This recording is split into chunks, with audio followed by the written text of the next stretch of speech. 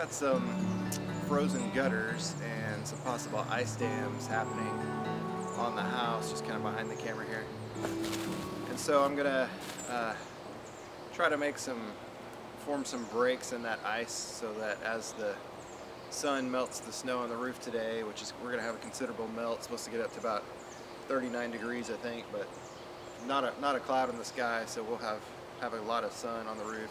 It's gonna melt fast. So I want to try to create some troughs through the ice that I'll show you how that looks in a minute, so that water will come off of the roof without getting caught on those ice dams and potentially backing back up underneath shingles and penetrating the house. So I'm going to get some stuff out of the barn here to try to make that project happen.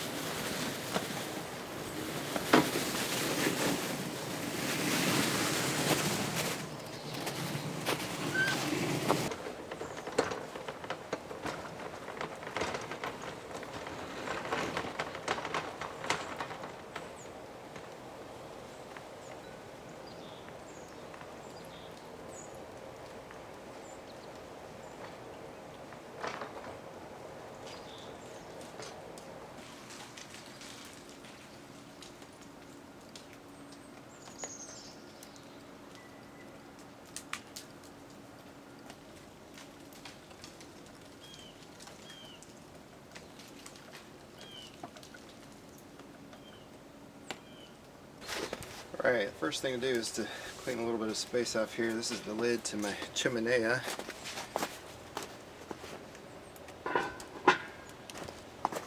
Which I'm going to burn a fire in that shortly.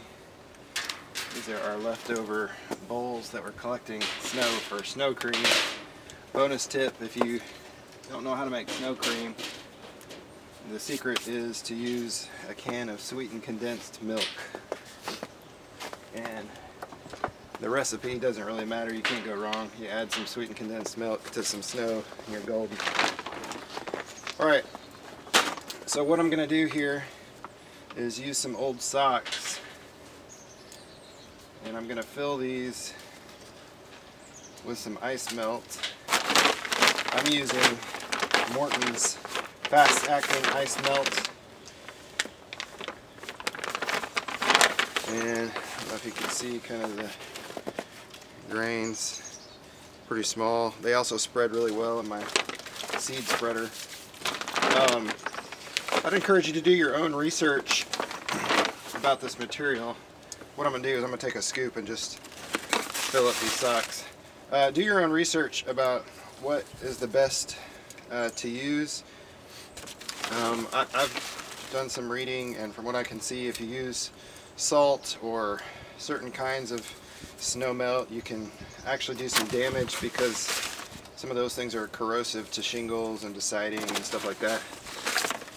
And I don't know, I've never done this before, I don't know if I'll have that problem, but I kind of figure even if I damage some shingles or cause some rust on the side of my gutters, I'd rather deal with that than deal with water intrusion into the house.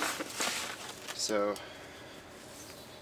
maybe kind of a thing of pick your poison. And probably would have been better off getting a funnel to do this. But you can see I've filled it up about that much.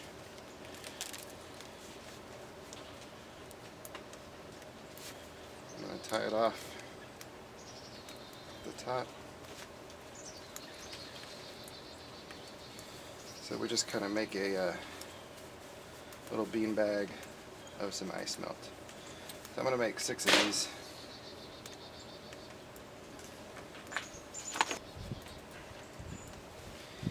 Actually, I think before I make all 6, I'm I'm gonna see how the first one goes. First couple go.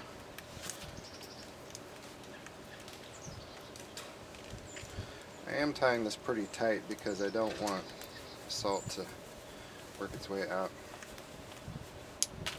Okay, the next thing I'm going to do is tie a string to the sock so that I can just toss it up there with a string and pull it down and position it right where I want it.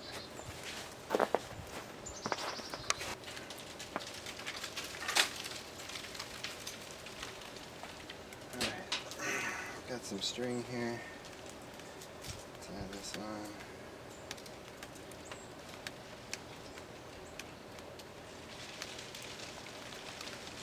And you can hear it really starting to melt and fall out of the trees.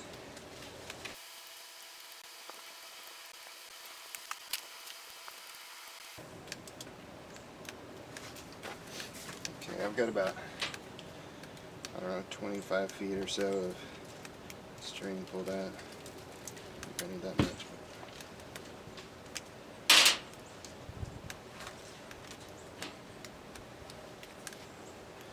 Okay, let's throw this up on the roof and see how it does.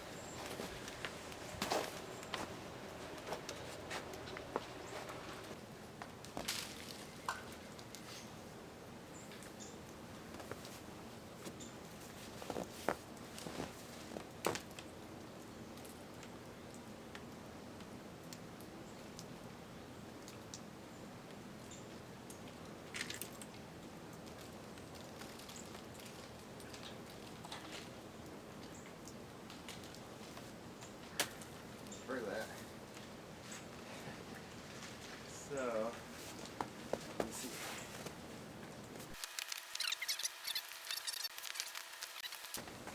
Of course, I could get a ladder and put it exactly how I want it, but this ice right here below the eave, I'm not real crazy about being on a ladder. So, okay, so what I think I'm going to do is see if I can get it to land right where I want it.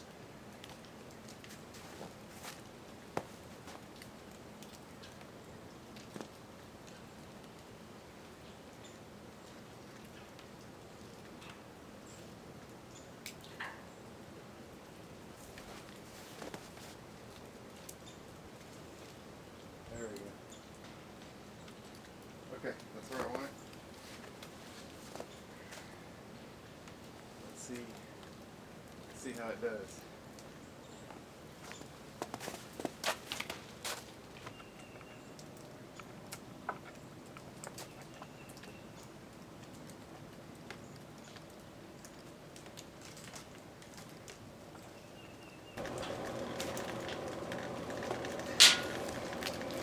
Okay, I've decided these socks may just be too thick, so that may prevent the ice melt from doing its work. So I'm going to take this pair of really thin, it's not quite pantyhose, but it's pretty thin material, and I'm going to make some out of these legs here.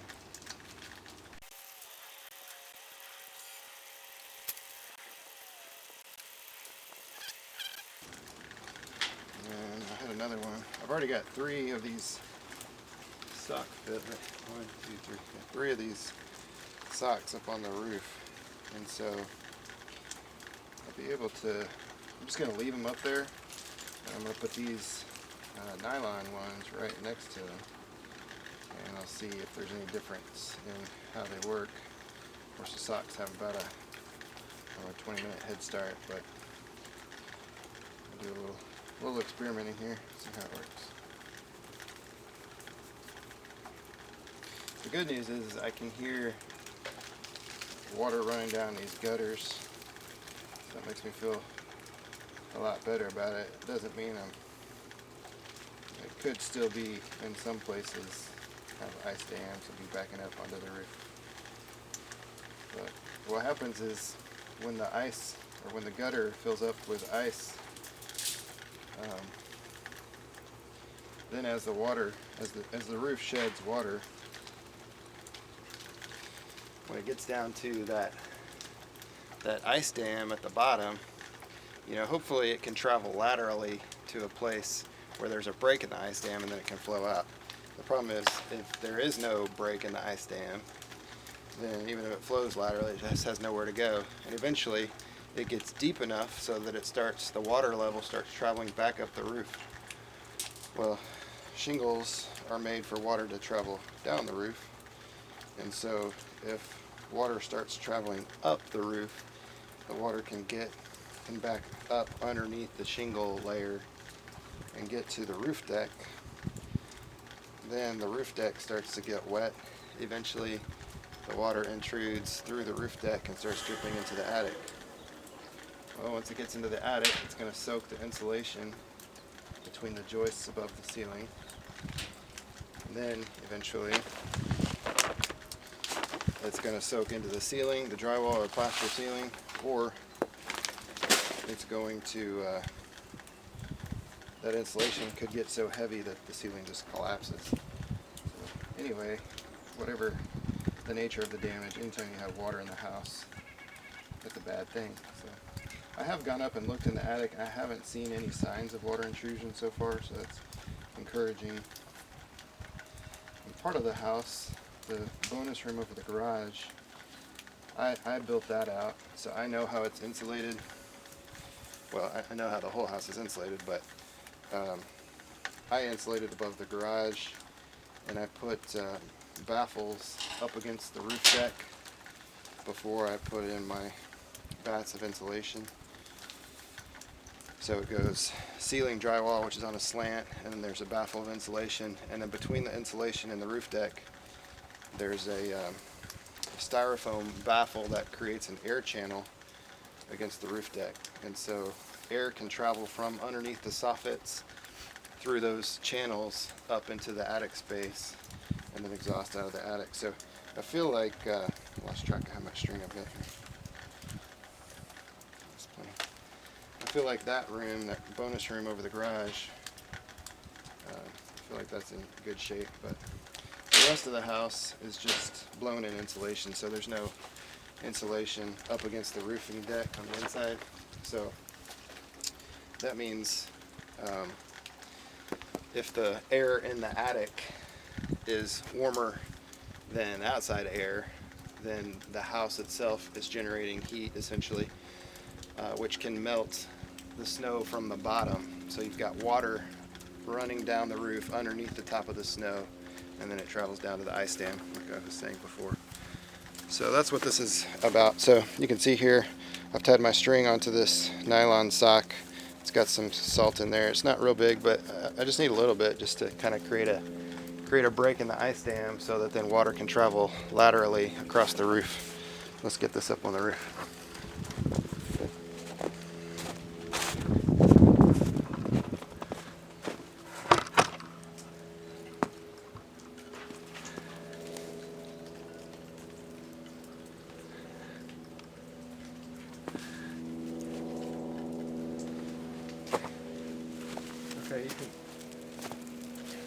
Okay, you can see the sock that I've got up there already. It's just right above, just to the left of the downspout. And I don't know if you can see, but this gutter that goes at an angle is shedding water. Water's traveling down the top of the gutter and coming down here and then dripping off. So that's a good sign too. But I'm going to try to get this one next to the sock, and we'll see if it does any better.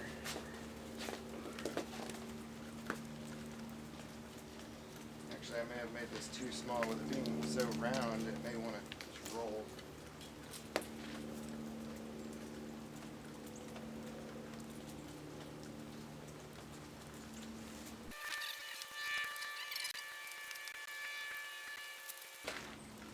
Okay. I think I got that close. It'd be great if it was down another inch or two, but it'll do its work there, I think. So again, all I'm wanting to do is create a break in that ice so that water can travel over the edge of the gutter.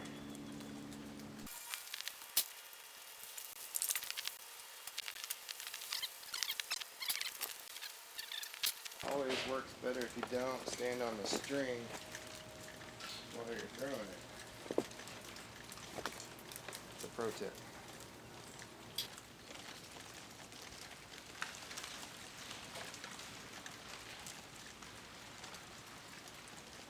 Okay. I think that's to the edge of the ice.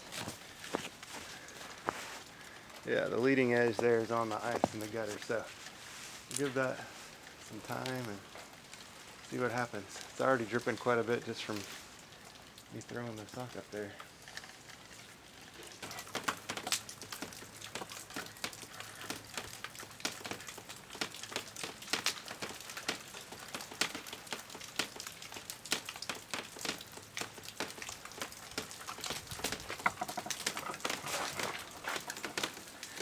In this case, the sock has sat down in that ice right to the gutter line, which will create a space for water to flow. I think the stocking was just too high up there and probably too small as well. It's melted some, but the sock actually will produce a better exit point for the water. Alright, well, this is day 2 of the big melt. Supposed to get up to like 49 degrees today, so I expect the roof will be dry by the end of the day. But I wanted to give you an update on the snow melt socks that I've got above my gutters to try to create some troughs in the ice dam so that water can shed off the roof properly. Got several up here. I was just going to give you an update so you can see. You can see the sock on the gutter there just above the downspout. It's a little bit harder to see that black nylon sock to the right. Somehow the string has disappeared, and I don't know what happened to that. I don't know if a bird got it or what. So once this all melts on the ground, I'll have to get a ladder and get up there and get that black sock. But this white one, I'm not going to pull it down right now, but you can see that it's working. So I don't think that these ice dams were terribly bad, but I learned that this strategy can work, and so if we ever get to a point where we have significant ice dams with melt happening, this is definitely what I'm going to do in the future to prevent any damage to the house. I'm going to lift the camera up so you can see a little closer.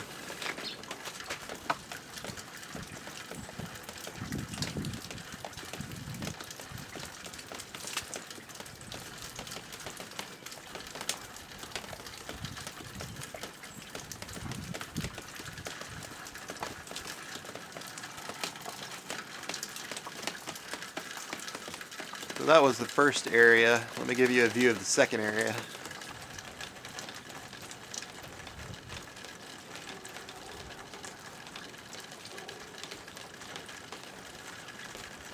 There's one more area I can show you, just to kind of give you a view of the potential of how this works.